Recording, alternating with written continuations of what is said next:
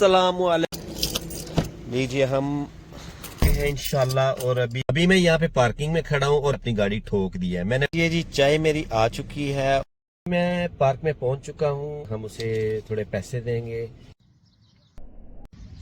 काम मिलता कोई नहीं था, टेंशन थी। इराक में चले जाओ, खाना जंगी का सिलसिला चल रहा और घर वालों की इजाजत के बगैर मैं जाना भी नहीं चाह रहा था। बड़े एजेंट से भी मैं मिला, लेबर के साथ भी काम करना पड़ता था। एक आदमी जो है वो भागता हुआ आया कि जब अल्लाह आपका तमाशा ना बनाना चाहे तो कभी कामयाब नहीं हो सकती। तो पैसे ना मेरे पास थे इतने ज्यादा, ना तो हम पैदल ही निकल पड़े। वहाँ पे मुझे एक चाचा नजर आया, वो मुझे कहता है कि यहाँ पे तो कारपेंटर चाहिए। अब उसके जहन में शरारत आ गई, सब ने मेरा तमाशा देखना चाहा।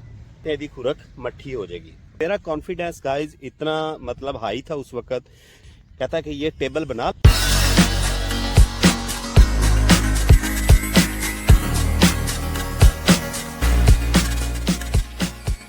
अस्सलामुअलैकुम, welcome to my YouTube channel. कैसे हैं मेरी यूट्यूब फैमिली? आप ठीक ठाक हैं यार? कल से मेरी तबीयत जो है बड़ी सख्त नासाज है और मैंने कल व्लॉग बनाया इतनी मेहनत के साथ पूरा अबू धाबी को एक्सप्लोर करने के लिए कि रात को मैंने वो व्लॉग जो है वो डिलीट कर दिया गलती से और बाद में वो रिकवर भी नहीं हो सका। यहाँ नॉर्मली हम कोई भी वीडियोस वगैरह डिलीट करते हैं, रैश में चली जाती हैं। मैं उसको ढूंढता रहा हूँ लेकिन वो मुझे नहीं मिला। तो अभी मैंने सोचा कि यार आज का व्लॉग तो मैं जरूर बनाऊंगा। आपको अंदाज़ा हो रहा होगा मेरी आवाज़ के साथ जो है वो मेरी तबीयत अभी भी बड़ी नासाज है, लेकिन कोई मसला नहीं है। हम चलते हैं पार्क में इंशाल्लाह, फिर आपसे ढेर सारी बातें करते हैं और आज आपके साथ एक अच्छा सा किस्सा भी शेयर करते हैं। लीजिए हम हैं इंशाल्लाह और अभी सीधा निकलेंगे, पार्क में जाएंगे। अभी टाइम बहुत ज़्यादा हो चुका है लेकिन ऐसा कोई सीन नहीं है। वॉक में इंशाल्लाह ज़रूर करता हूँ, लेकिन वहाँ पे जाएंगे और फिर हम देखेंगे कि आज हम कौन सा टॉपिक डिस्कस करेंगे जिस पे मुझे आपसे बात करनी है।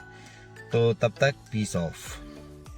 गाइज मेरी रूटीन में शामिल है कि मैं सुबह सुबह फ्रेश मिल्क चाय ना पियो तो मेरी खोपड़ी नहीं खुलती। भाई एक फ्रेश मिल्क लेके आओ छोटा। हाँ, तो जब तक मैं चाय ना पीऊँ मुझे बिल्कुल सुकून नहीं आता। ये बड़ी एक मुझे पुरानी आदत है। और अभी इंशाल्लाह फ्रेश मिल्क टी यहाँ से लेंगे और फिर हम निकलेंगे पार्क की तरफ। अभी मैं यहाँ पे पार्किंग में खड़ा हूँ और मेरे से जो आगे वाली गाड़ी है उसने मेरे बैक करते हुए मेरी गाड़ी में अपनी गाड़ी ठोक दी है। मैंने बाहर निकल के देखा तो स्क्रैच था हल्का सा और वो बंदा बाहर निकल के बड़ा जो है वो सॉरी सॉरी कर रहा था। अब मैंने उसको जाने दिया, मैंने कहा यार कोई मसला नहीं। एक तो वो दुबई नंबर की गाड़ी थी, वो शायद बंदा इधर हमारे इलाके में आया हुआ था। देखे साथ में पुलिस की गाड़ी भी निकल रही है तो ये भी साथ ही खड़ी थी। तो मैंने जो है वो उस बंदे को टॉलरेट किया। मैंने कहा कि यार जाने दो, चलो मेहमान नवाजी से ही स्क्रैच तो आया, वो बाद में ठीक हो जाएगा, तो इसमें कोई ऐसा इशू नहीं होता। तो गाइस टॉलरेंस जो है वो हमेशा पार्ट ऑफ लाइफ होनी चाहिए। अभी हमारी चाय आ रही है, वो चाय पियेंगे और फिर हम निकलेंगे पार्क की तरफ। ये जी चाय मेरी आ चुकी है और बहुत ज़बरदस्त कलर है इसका और बड़ी टेस्टी चाय इनकी होती है। तो अभी साथ में चाय पियेंगे और साथ में हम इंशाल्लाह पार्क में जाएंगे। मैं पार्क में पहुंच चुका हूं। अभी यहाँ पे एक बंगाली घूम रहा है, हम उसे थोड़े पैसे देंगे ताकि जो है वो भी हमारे लिए दुआ करे। तो आप लोगों से ये रिक्वेस्ट है यार व्लॉग पूरा देखा करें और इसको शेयर किया करें। ये लो भाई थोड़ा दुआ करो। हाँ, तो इंशाल्लाह फिर अभी मिलते हैं, पार्क के अंदर चलते हैं। तो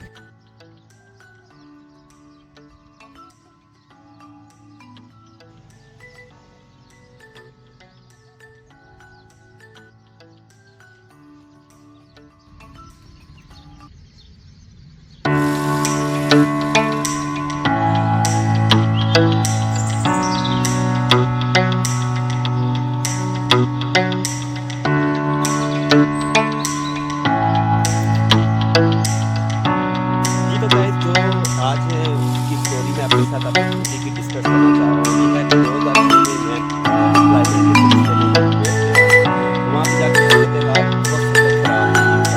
नहीं था। बहुत ज़बरदस्त जो है वो एक टेंशन थी कि काम के पॉइंट ऑफ व्यू से पढ़ा लिखा भी था, लेकिन इसके बावजूद भी जो काफ़ी सारी मुश्किलात जो है ना वहाँ पे आ रही थी। तो बहुत सारे लोग जो है वो मिलते भी थे। वो कहते थे जी इराक में चले जाओ, आजकल इराक में बड़ा काम है। उस वक्त क्या था कि इराक के अंदर एक खाना जंगी का सिलसिला चल रहा था और बहुत सख्त हालात जो थे उस वक्त ख़राब थे। तो खैर मैंने भी सर्चिंग स्टार्ट कर दी क्योंकि मैं खुद से वहाँ पे डिसीजन नहीं लेना चाह रहा था कि मैं इराक चला जाऊँ, और घर वालों की इजाज़त के बगैर मैं जाना भी नहीं चाह रहा था। खैर मैंने सोचा कि यार सर्चिंग स्टार्ट करो, फिर जब कोई अच्छी अपॉर्चुनिटी मिलेगी तो फिर दूसरा सोल्यूशन बाद में होगा। तो मैंने क्या किया, मैंने उसके बाद जो है वो सर्चिंग अपनी जारी रखी।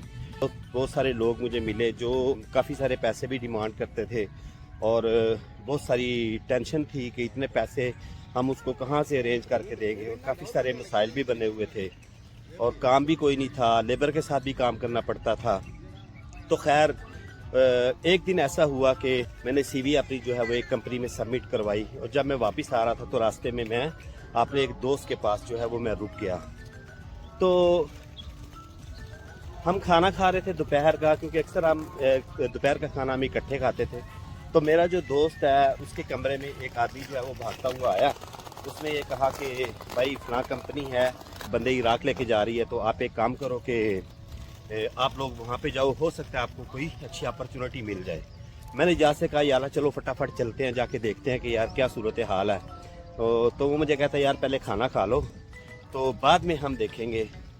तो गाइज इस स्टोरी में एक बात आपको मैं बताऊंगा कि जब अल्लाह आपका तमाशा ना बनाना चाहे तो दुनिया आपका जितना मर्जी तमाशा बनाना चाहेगी वो कभी कामयाब नहीं हो सकती। हम खाने से फारग हुए। अब दजीद फरवानिया था, वहाँ से तकरीबन 3 किलोमीटर का फासला था। तो पैसे ना मेरे पास थे इतने ज़्यादा, ना इजाज़ के पास थे इतने ज़्यादा, क्योंकि वो भी बेचारा अनएम्प्लॉयड था और मेरे पास भी कोई काम शाम कोई नहीं था। तो हम पैदल ही निकल पड़े। जब हम वहाँ पे पहुँचे तो वहाँ पे बहुत सारा रश लगा हुआ था, और काफ़ी सारे लोग जो है वो लाइन बना के खड़े हुए थे। उसमें इंडियंस भी थे, पाकिस्तानीज भी थे। तो वहाँ पे मुझे एक चाचा नज़र आया, वो उस कंपनी का फोरमैन था। मैंने चाचा के साथ बात की कि चाचा यार कोई हमारी भी कोई पोजीशन निकालो। तो वह मुझे कहता है बाऊ जा यार, तू तो पढ़ा लिखा बंदा लग रहा है, तो तेरे लिए तो यहाँ पे कोई काम नहीं है। बड़ा परेशान हो गया। मैंने उससे कहा कि मैंने कहा चाचा यहाँ पे कौन से बंदे चाहिए। वो मुझे कहता है कि यहाँ पे तो कारपेंटर चाहिए। तो मैंने कहा तो आपको मैं क्या नज़र आ रहा हूँ। तो वो मुझे कहता है यार तुम जो हो वो तुम मुझे नज़र आ रहे हो, तो तुम्हारा यहाँ पे कोई काम नहीं है। हाँ, पाकिस्तानी जो खड़े हुए थे लाइन बना के, जो ओरिजिनल कारपेंटर्स थे, हमारी बातें सुन रहे थे। तो मैंने चाचे से कहा चाचा मैं बाय क्राफ्ट एक कारपेंटर हूँ, और मैं आइकिया में एज ए कारपेंटर सुपरवाइज़र काम कर रहा हूँ। अब मैंने ये चीज़ मैंने क्यों लगाई, क्योंकि एक दिन मैंने लेबर के साथ उस आइकिया के नीचे वाले फ्लोर पे मैंने काम किया था, और वहाँ पे जितनी शॉप्स थी उनका सबका वुडिंग का काम हो रहा था। तो वो बात मैंने वहाँ से पिक की थी। अब चाचा ने मुझे कहा कि तुम लगते तो कोई नहीं हो कारपेंटर। अब उसके जहन में शरारत आ गई। हंसाने के लिए उसने कहा फिर हो जाए तुम्हारा इंटरव्यू। मैंने कहा चाचा करा दो इंटरव्यू। अब क्या हुआ, उसने ना मुझे अंदर भेज दिया। अब जितने पाकिस्तानी बाहर खड़े हुए थे, लाइन बना के खड़े हुए थे लोग, उन सब ने मेरा तमाशा देखना चाहा कि ये अंदर जाएगा, इसका इंटरव्यू होगा, इसकी सिलेक्शन कोई नहीं होगी, तो जैसे वो पंजाबी में कहते हैं यदि खुरक मट्ठी हो जाएगी। तो मुझे चाचे ने ऑफिस के अंदर लोकेशन बताई कि किस ऑफिस में मुझे जाना है। तो जैसे ही मैं वहाँ पे पहुँचा तो वहाँ पे अंदर एक इंडियन मैनेजर था, रॉबिन उसका नाम था। बड़ा एक मतलब डिसेंट किस्म की पर्सनैलिटी थी उसकी। तो मैं उसके ऑफिस के सामने जाके खड़ा हो गया। थोड़ी देर के बाद उस बंदे ने मुझे अंदर बुला लिया। मुझे कहता कि आप जो है वो किसके सिलसिले में आए हैं। मैंने उससे बोला कि सर आप कारपेंटर जो है वो इराक में लेके जा रहे हैं। तो उसने कहा जी बिल्कुल मुझे बंदे चाहिए। तो आप क्या काम करते हैं। मैंने कहा जी मैं तो कारपेंटर सुपरवाइज़र का काम कर रहा हूँ आइकिया के अंदर। जो उसने कहता वेरी गुड। तो कहता आप काम सारा कर लेते हैं। मैंने कहा जी 100% कर लेता हूँ। मेरा कॉन्फिडेंस गाइज इतना मतलब हाई था उस वक्त कि उसने यही सोचा कि शायद ये कारपेंटर ही है। खैर उसने मुझे इंटरव्यू के लिए कहा।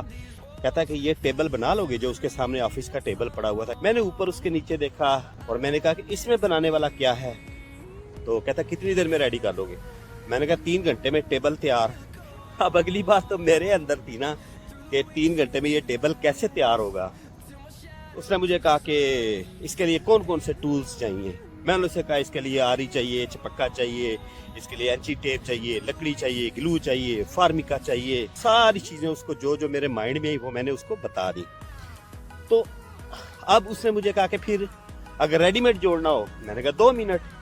गाइस ना मैंने कभी कारपेंटर का काम किया, ना मैंने कभी रेडीमेड फर्नीचर जोड़ने का काम किया, लेकिन जवाब उसको मैंने दिया कॉन्फिडेंस के साथ। वो कहता अपना पासपोर्ट दे दो, 2 तस्वीरें दे दो, और आपकी सैलरी होगी 350 दिनार। 2 महीने का कॉन्ट्रैक्ट है। अगर आपने अपना कॉन्ट्रैक्ट अच्छे तरीके के साथ किया तो जिस जगह पे भी हमारे पास कोई अपॉर्चुनिटी आएगी काम की, हम आपको ज़रूर भेजा करेंगे। वो मेरी सिलेक्शन हो गई। जब मैं बाहर निकला तो हर बंदा वहाँ पे जो बैठा हुआ था, खड़ा हुआ था लाइन बना के, तो वो इस चीज़ का इंतज़ार कर रहे थे कि ये बंदा बाहर निकलेगा, इसकी इंसल्ट होगी, ये शर्मिंदा होगा और हम इसके ऊपर हंसेंगे। लेकिन जब मैं बाहर निकला तो मैंने चाचे से कहा कि चाचा मेरा तो सिलेक्शन हो गया। चाचा मेरे मुंह की तरफ देखने लग गए। जितने पाकिस्तानी थे, जाहिर बात है कि वो लोग वहाँ पे खड़े हुए थे और हम सिर्फ इस इंतज़ार में थे कि वो मेरा तमाशा देखेंगे। तो गाइस, अल्लाह ने मेरा उनके सामने तमाशा नहीं बनने दिया, क्योंकि मेरे दिल में जो सच्ची लगन थी जॉब हासिल करने की या इराक जाने की, बड़ी सच्ची थी कि यार मैंने काम के सिलसिले में जाना है, कोई भी काम मिलेगा मैं कर लूँगा। तो जब वो बाहर निकला तो सब ने देखा कि यार इसकी तो सिलेक्शन हो गई है, सबके मुंह खुले के खुले रह गए। तो गाइस, इसके बाद की स्टोरी बड़ी इंटरेस्टिंग है कि जब हम उनकी वर्कशॉप में गए, वहाँ पे जाके मेरे साथ क्या हुआ। इसके बाद की जो वीडियो आएगी मैं उसके बारे में आपको मैं बताऊँगा कि उसके बाद क्या हुआ। जब मेरा ट्रेड टेस्ट हुआ और उसमें मैं फेल हो गया तो फिर अल्लाह ने मेरी कैसी मदद की। तो गाइस, मैं आपको सिर्फ यही बताऊँगा कि अगर आपकी लगन सच्ची होगी तो कोई चीज़ आपको ज़िंदगी में हरा नहीं सकती है। आप कामयाब हो सकते हैं, लेकिन आपकी लगन सच्ची होनी चाहिए। और अगर लोगों का तमाशा देखने की आपको आदत है तो इस बात को अपने माइंड में बिठा लो कि फिर आपका भी तमाशा बनेगा। तो गाइज, मैं आज के व्लॉग को यहाँ पे एंड करूँगा और इसके बाद की स्टोरी मैं कल आपके साथ डिस्कस करूँगा और आपको मैं बताऊँगा कि जो है उसके बाद मेरे साथ क्या हुआ। तब तक अपना बहुत सारा ख्याल रखिएगा, मुझे अपनी दुआ में याद रखिएगा और love you all guys, take care, Allah हाफिज़।